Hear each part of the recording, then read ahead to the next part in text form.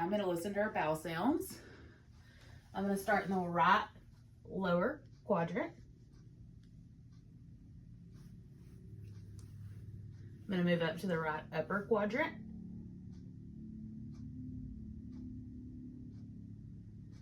Move over to the left upper quadrant.